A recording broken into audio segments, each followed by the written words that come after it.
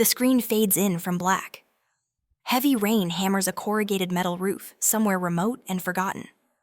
Inside a dimly lit concrete room, Chloe Morgan, 28, lies curled on the cold floor, her body broken, breath shallow and ragged.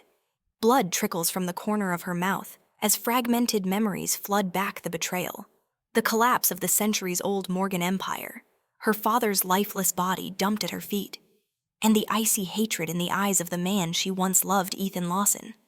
His last words echo in her mind like a curse. For every tear Lily shed because of you, Chloe, you'll pay 10 times over. His voice is calm, almost tender, as if he's reciting a simple fact. She tries to speak, but only a weak cough escapes, spraying blood onto the floor. Ethan stands over her, immaculate suit untouched by the filth around them, his face carved from stone. Behind him, armed guards wait in silence. Chloe's vision blurs. She remembers the humiliation, the stranger's hands, the black site experiments, the way her family name was erased piece by piece, all because she once threatened to remove a naive college girl from Ethan's life. She remembers thinking, in her final moments, that love had been her greatest mistake. Then everything goes dark. A sudden gasp. Chloe bolts upright, heart pounding. The rain is still falling, but it's softer now, tapping against expensive glass windows. She's sitting on a plush velvet sofa in the grand living room of the Lawson family villa. Across from her sits Mrs. Lawson, perfectly coiffed, sipping tea with practiced elegance. "Darling, it's simple," the older woman is saying, voice dripping with concern. "A girl like that Lily Green can't be allowed to stay. The best way to make someone disappear forever is to send them to northern Myanmar. I'll handle everything. It's for your own good. Chloe, you're the future Mrs. Lawson." Chloe stares at her, the words hitting like déjà vu. She knows this exact conversation. This is the day, the very hour Ethan came home from his business trip and announced he was breaking off their engagement to marry Lily, the part-time waitress he'd met overseas, in her previous life. Chloe had stayed silent, letting Mrs. Lawson's poison seep in. She'd even agreed to use her private jet to quietly remove the obstacle. That single decision had unleashed hell. But now she's back, reborn, given a second chance she doesn't understand and doesn't question. Chloe straightens, smoothing her designer dress with trembling fingers. She quickly steadies. "Auntie," she says, voice clear and sharp, "I never suggested sending anyone to Myanmar. Saving a life is worth more than building a 7-story pagoda." Mrs. Lawson freezes, teacup halfway to her lips. Her carefully constructed mask slips for a fraction of a second surprise. Then irritation. "Chloe, I'm only thinking of you. A nobody like her can't stand beside Ethan. You're a Morgan, 5th-generation aristocracy. She's just a college student scraping by." Chloe almost laughs. The irony burns. In her last life, she'd believed this woman's fake concern, believed Ethan's whispered promises of forever. She'd handed the Lawsons everything: connections, projects, her family's trust, only to watch them use it to climb over the Morgans' corpses. Memories crash over her again. Ethan dragging her by the hair through their marital home the day his company went public, the same day he bankrupted the Morgans. Her father, proud and unbreakable, leaping from the top of the Morgan Tower rather than face ruin. Her stepmother, gathering scattered ashes from a dumpster with bare hands. Chloe herself, stripped of dignity, passed between men like a disposable toy, then sold to a black site lab for medical research, all because she'd tried to eliminate Lily. Ethan's revenge had been meticulous, patient, and utterly cruel. He hadn't just wanted her gone, he'd wanted her to suffer for daring to threaten the woman he claimed to love. Chloe stands slowly, every movement deliberate. "Mrs. Lawson, Ethan no longer loves me. Forcing him to stay would only breed hatred. Let him go to Miss Green. Let them be happy." The older woman's eyes widen in genuine shock. This isn't the possessive, jealous Chloe she knows. "Don't be ridiculous," she hisses, setting the cup down harder than necessary. Marriage isn't child's play. That girl has no background, no power. With one word from you, she vanishes. You're the only suitable daughter-in-law for our family. Chloe tilts her head, voice icy calm. We live in a modern society governed by law.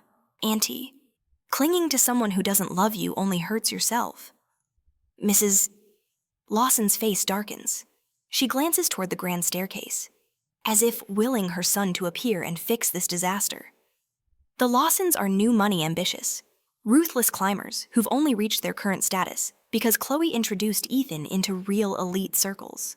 Without the Morgan alliance, they'll slide back down the ladder fast. Chloe Morgan, she snaps. Why can't you see reason?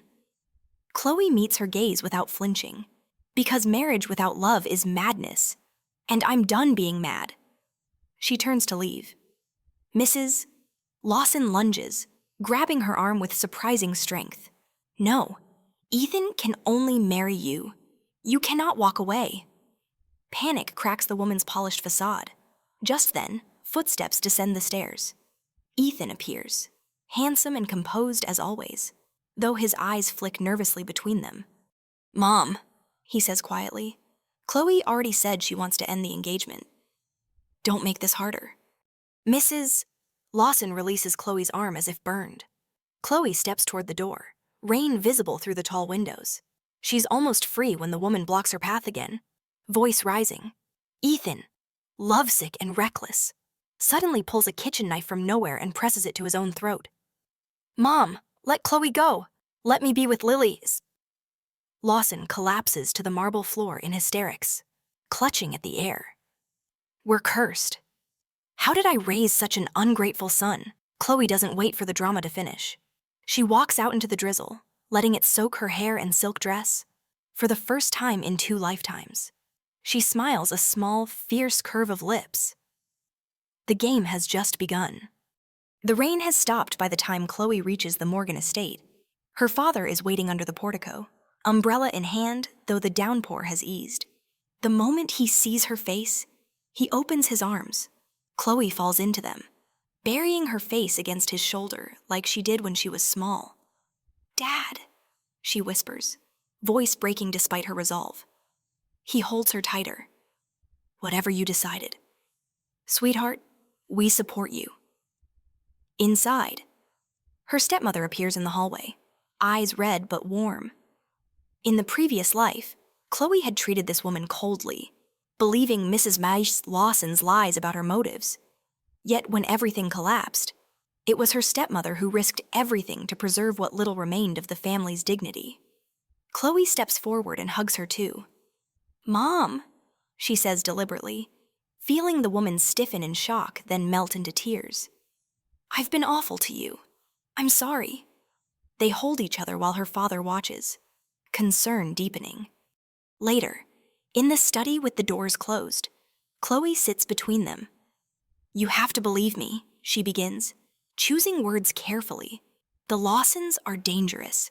They're planning to use our support to rise, then swallow the Morgan Group whole, cut every tie business, personal, everything. Her father frowns. How do you know this? Chloe, she meets his eyes. I overheard things at their villa today. Ethan is unstable, disloyal. His parents are worse, ruthless climbers who'll discard anyone once they're no longer useful. Her stepmother reaches over, patting her hand. We never truly trusted them anyway. We only cooperated because you loved the boy. Chloe's throat tightens.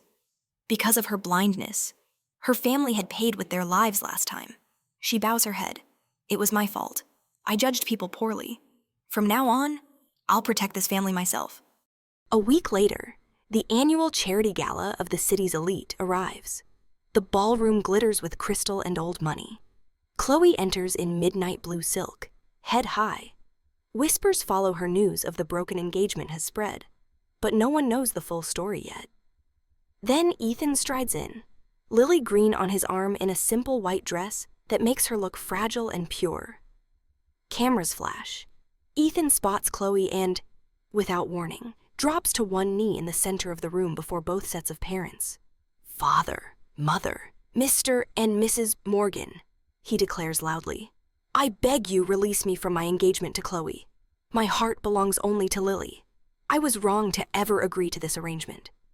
Gasps ripple through the crowd. Lily blushes, clutching his hand. Mrs. Lawson goes pale as death. Mr. Lawson's jaw clenches so hard a muscle jumps. Chloe's father steps forward, voice like tempered steel. Young man, the Morgan family has treated yours with nothing but generosity since the day you met my daughter. If you wish to end the engagement, so be it. But know this from tonight forward. The houses of Morgan and Lawson are finished with each other. Ethan rises, smiling at Lily as if he's won a victory. Chloe watches with cold detachment. She knows what comes next, the slow unraveling of everything the Lawsons built on Morgan foundations. As the crowd murmurs and begins to drift away from the disgraced couple, one of Ethan's legitimate cousins leans toward a cluster of shareholders. Perhaps it's time the family considered a more capable heir. Ethan doesn't hear it. He's too busy gazing at Lily. Chloe turns away, accepting a glass of champagne from a passing waiter. The night is young, and the real storm is only beginning. Weeks blur into a determined rhythm. Chloe throws herself into preparations for graduate studies at a top London business school, poring over applications late into the night while quietly redirecting Morgan investments away from any Lawson-linked ventures.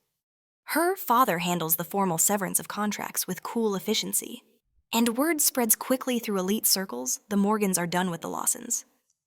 Chloe visits old friends to mend bridges burned in her previous blindness. The most important stop is the Fox estate next door.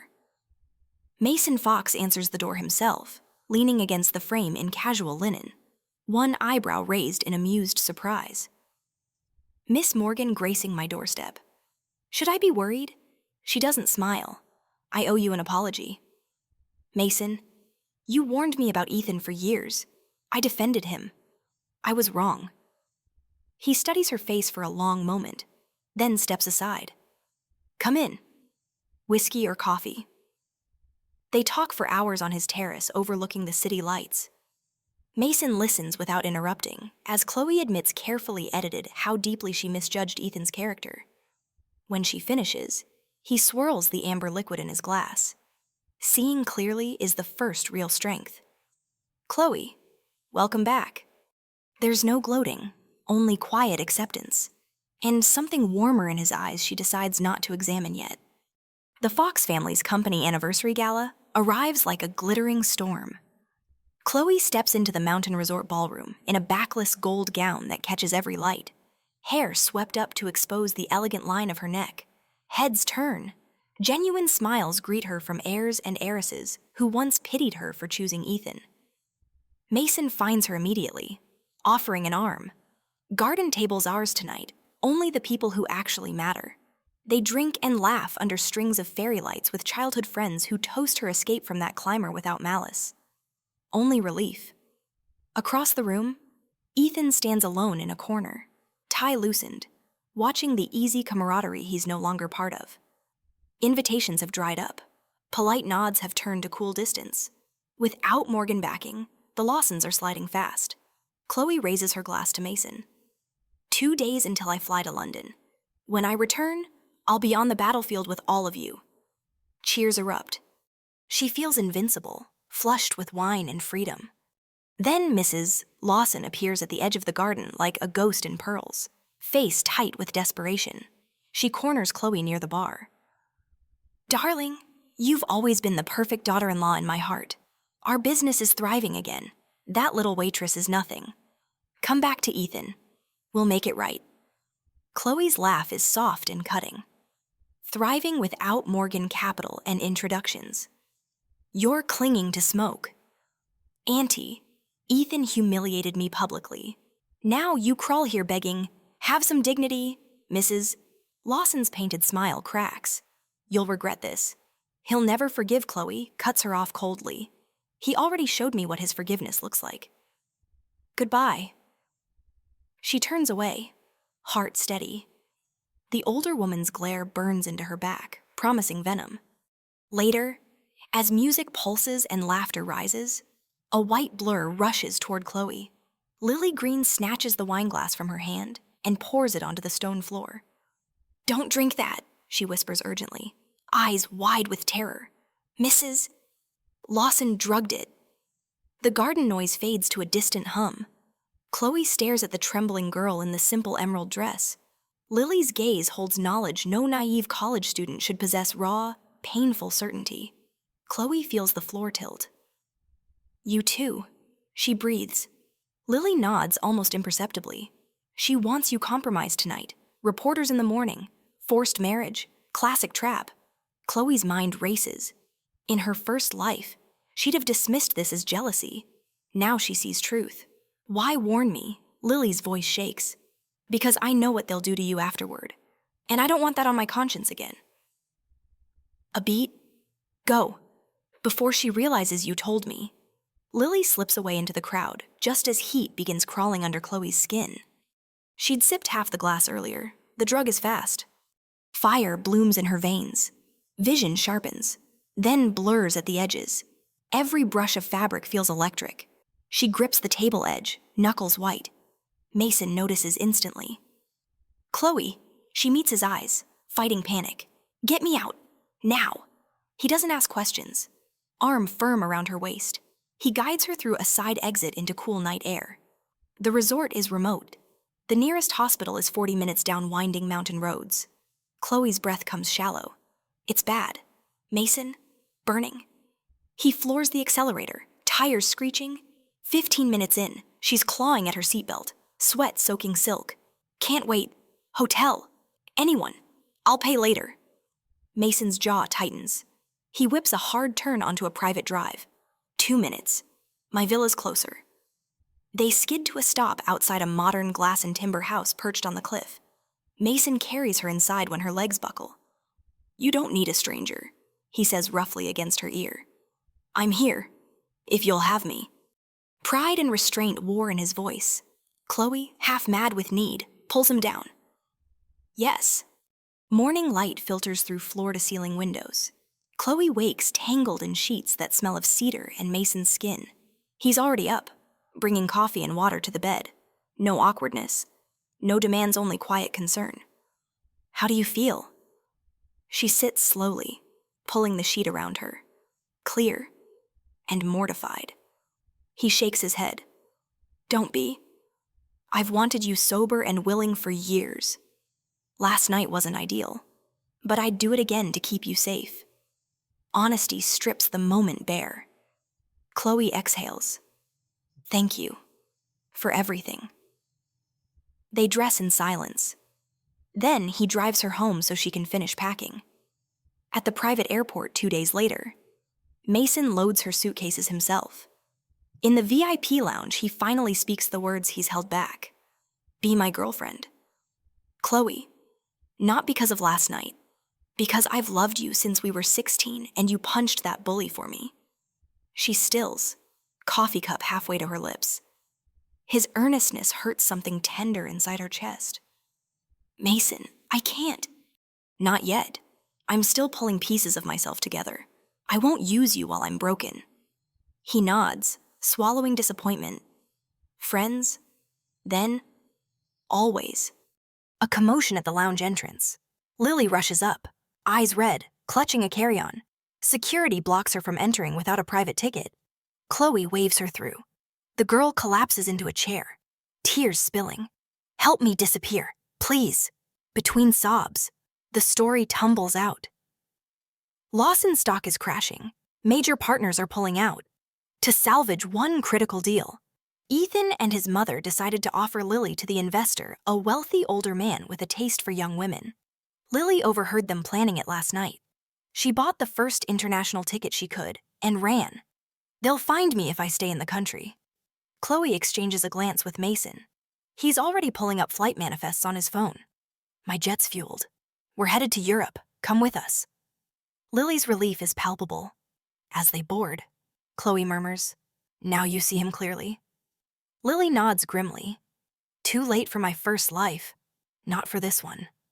High above the clouds, Lily shares her own nightmare timeline. After Chloe's destruction, Ethan brought her back from France as his triumphant bride. But peace lasted only until a bigger deal required a bigger sacrifice. He handed her to organized crime contacts without hesitation. She died slowly, painfully, begging for a man who never came. Chloe listens without interrupting, rage cooling into resolve. Phoenix men who climb on women's backs rarely stay loyal, she says quietly. We both learned the hard way. Lily wipes her face. This time we climb on our own. They touch down first in Paris for a few days, Chloe to breathe, Lily to contact her old design program. Mason shadows them like a guardian, booking separate rooms, never pushing. When Chloe finally boards her London connection alone, he hugs her fiercely at the gate. Weeks later, a quiet test in a London clinic confirms what she already suspected. She sends Mason a simple photo-positive pregnancy strip.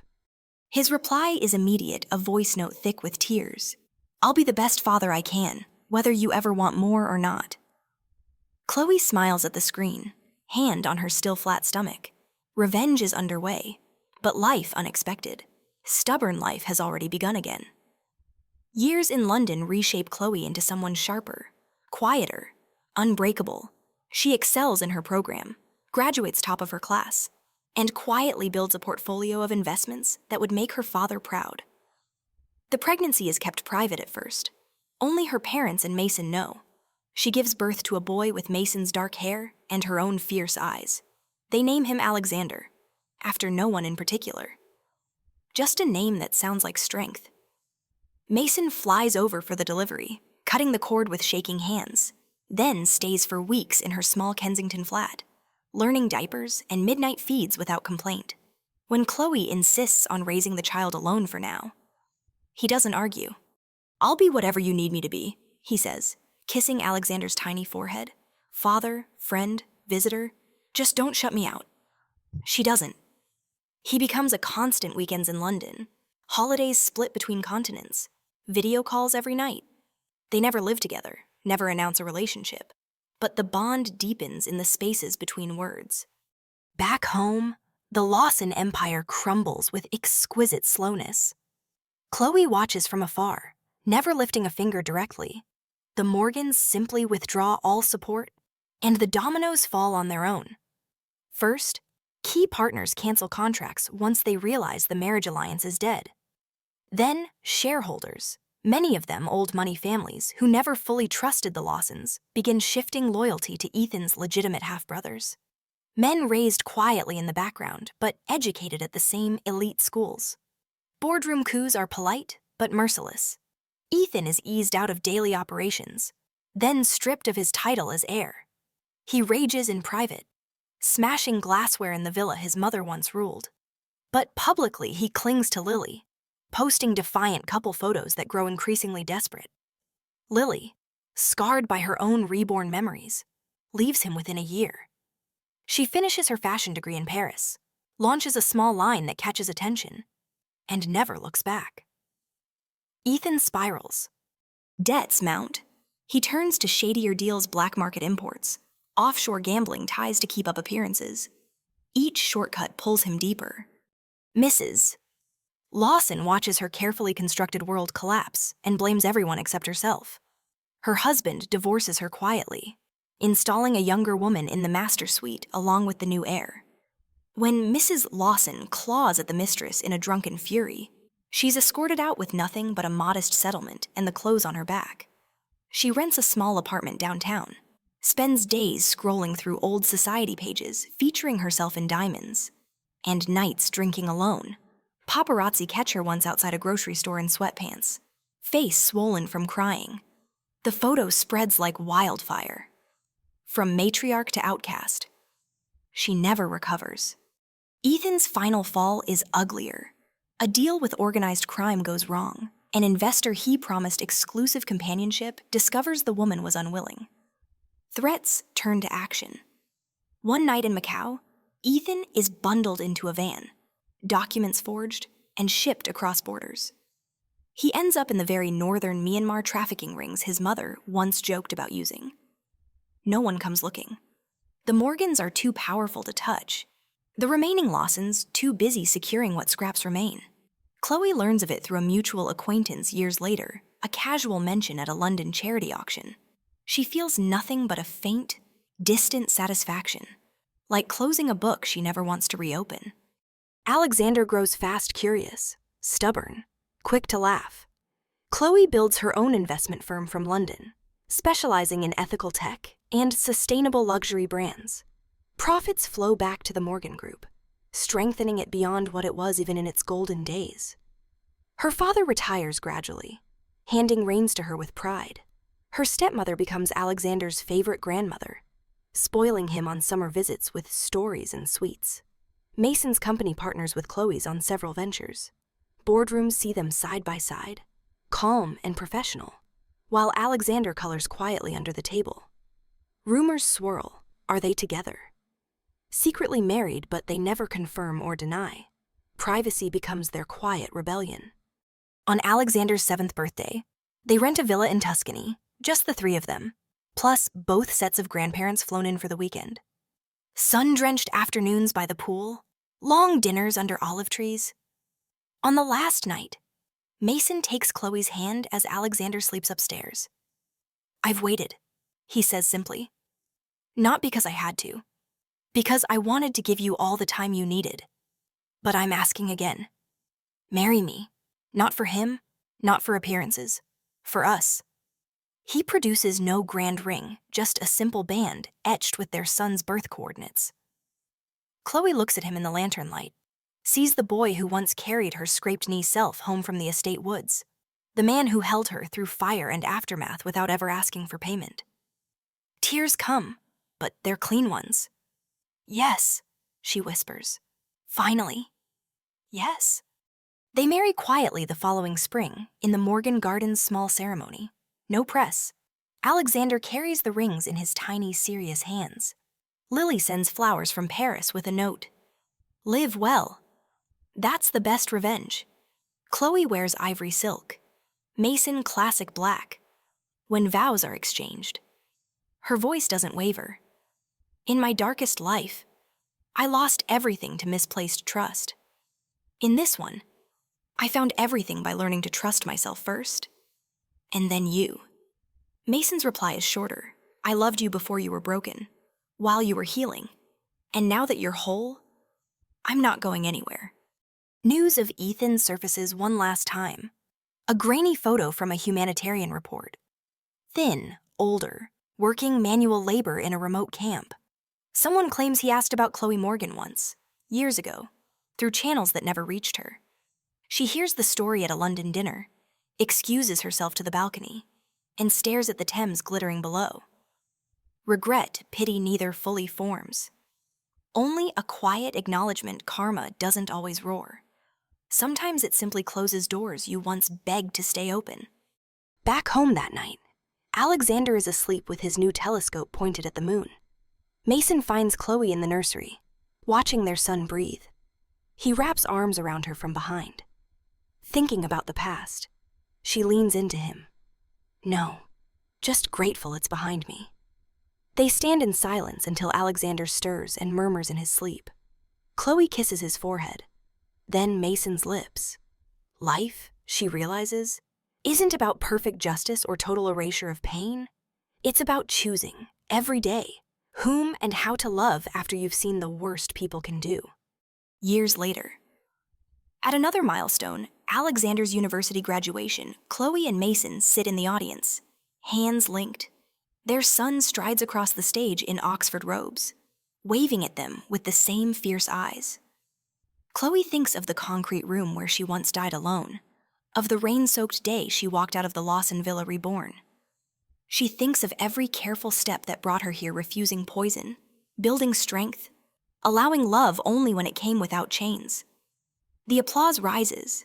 Mason squeezes her hand. She smiles, not the cold, victorious curve of revenge fulfilled, but something warmer, deeper. Peace. The story ends not with the villain's final screams, but with the quiet certainty that some second chances, taken wisely, become the best life you never dared imagine.